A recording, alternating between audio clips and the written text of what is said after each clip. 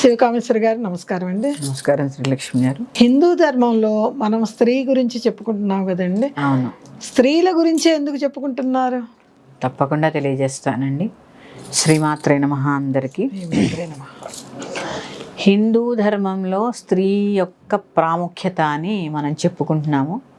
స్త్రీల గురించే ఎందుకు చెప్పుకుంటున్నాము తెలియాలి కదండి. పురుషులు కూడా ఉన్నారు కదండి, కానీ స్త్రీమూర్తులకే ఎందుకు అనేది మన యొక్క సోదరీమణులందరికీ కూడా తెలియాలి కాబట్టి వాళ్ళు చెప్తాను. హిందూ ధర్మంలో స్త్రీని ఆదిశక్తిగా పిలువబడింది. ఆదిశక్తిగా?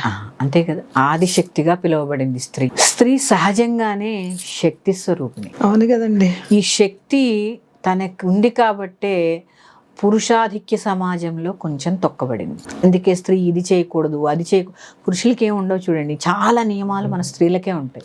అవును కదా.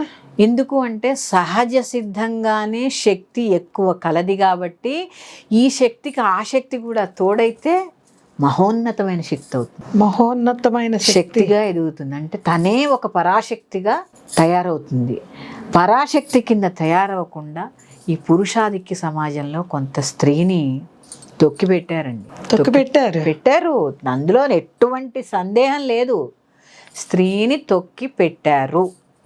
కానీ వేదశాస్త్రం కానీ, ఇందాక నేను చెప్పిన ధర్మశాస్త్రం కానీ, ఎటువంటి మనుధర్మశాస్త్రంలో కొన్ని శాస్త్రాలు కానీ ఎక్కడా కూడా స్త్రీని తక్కువ చేసి చెప్పలేదు. మన సనాతన ధర్మంలో పురుషాధిక్యంతో పురుషులు తొక్కి పెట్టారు తప్ప స్త్రీని తొక్కమని మన సనాతన ధర్మం ఎక్కడా చెప్పలేదు. అందుకే మన సనాతన ధర్మం అంటే ఏంటో తెలియాలి. ఈ స్త్రీ మహోన్నత శక్తిగా ఎదగాలని నేను దీని గురించి, స్త్రీ గురించే చెప్తాను. స్త్రీ అంటే ఒక మనిషి కాదు, స్త్రీ అంటే వ్యవస్థ కాదా మరి, కుటుంబ వ్యవస్థ. అవునండి, కుటుంబంలో స్త్రీ లేకపోతే అసలు అల్లకల్లోలం. ఆ ఇల్లు ఎలా ఉంటుందండి? ఇంటికి దీపం ఇల్లాలి కదా. ఆ దీపం లేని కళ ఎలా ఉంటుంది? అవును కదా.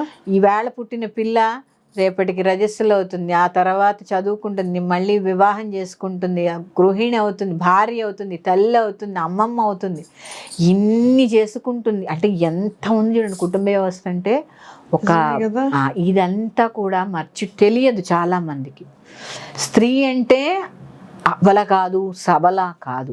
సనాతన ధర్మంలో స్త్రీ గురించి ఏం చెప్పారో తెలియజేయడమే నా యొక్క ముఖ్య ఉద్దేశం.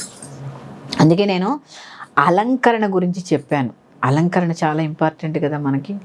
చాలా మంది ఎవరో కామెంట్లు కూడా పెట్టారు, మీలా అస్తమానం మేకప్ వేసుకుని కెమెరా ముందు కూర్చోవాలా అని. మనమేమో అస్తమానం కూర్చుంటున్నామా? మనకి ఇల్లు లేదా, మనకి సంసారం లేదా, మనకి పిల్లలు లేరా? అందరూ ఉన్నారమ్మా. కానీ ఒక స్త్రీ ఏం చేస్తుంది తెలుసా అండి? ఇక్కడ స్త్రీ చెప్పండి. తను శక్తివంతురాలు అయినప్పటికీ బలహీనపడిపోతుంది. బలహీనపడి ఎంతసేపు ఫిజికల్ స్ట్రెంగ్త్ గురించి ఆలోచిస్తున్నారు. యోగాసనాలు చేద్దామా, ప్రాణాయామం చేద్దామా, మెంటల్ ఇన్నర్గా ఎలా స్ట్రెంగ్త్ అవ్వాలి అనేది ఆలోచించట్లా. ఫిజికల్గా స్ట్రెంగ్త్ ఉండాలి, ఇన్నర్గా అంటే నీ యొక్క ఆలోచన ఎంత స్ట్రెంగ్త్గా ఉండాలి. కరెక్టే కదా. ఒక ఉన్నతమైన వ్యక్తిత్వంతో ఆలోచించే స్త్రీ ఒక ఉన్నతమైన సమాజాన్ని ఇవ్వగలదు. చాలా కరెక్ట్ అండి.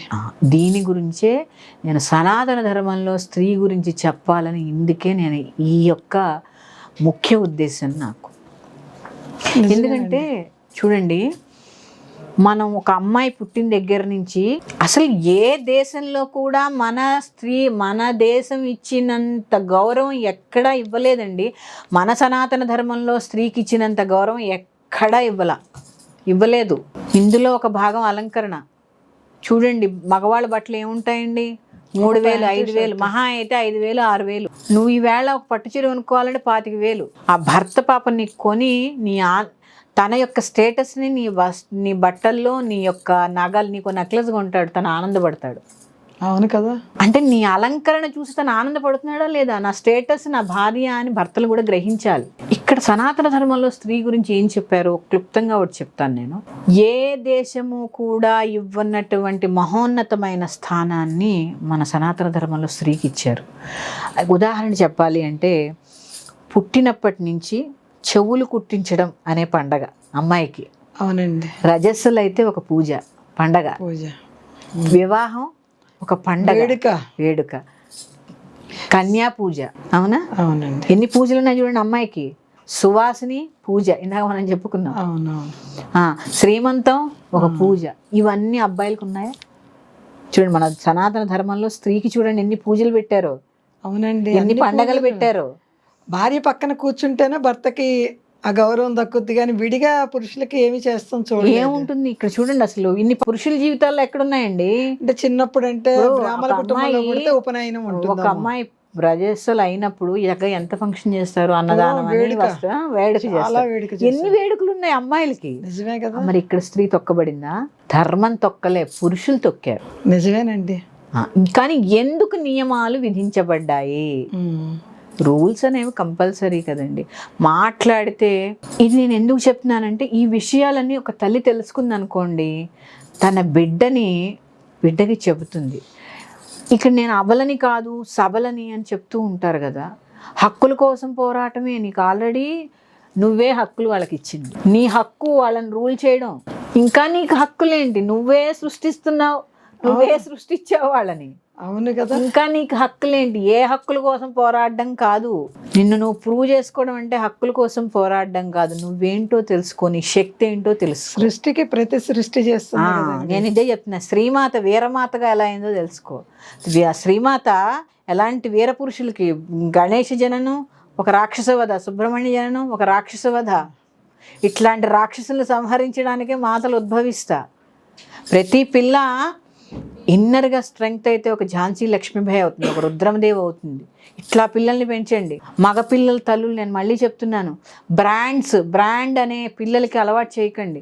ఈ బ్రాండ్ చెప్పులు వేసుకోవాలి, ఈ బ్రాండ్ క్లోత్స్ వేసుకోవాలి, ఈ బ్రాండ్ బ్యాగ్స్, ఇవి కాదు బ్రాండ్ అంటే నిన్ను నువ్వు లోపల నుంచి స్ట్రెంగ్తన్ చేసుకోవడం. ఇది సనాతన ధర్మం నేర్పేది.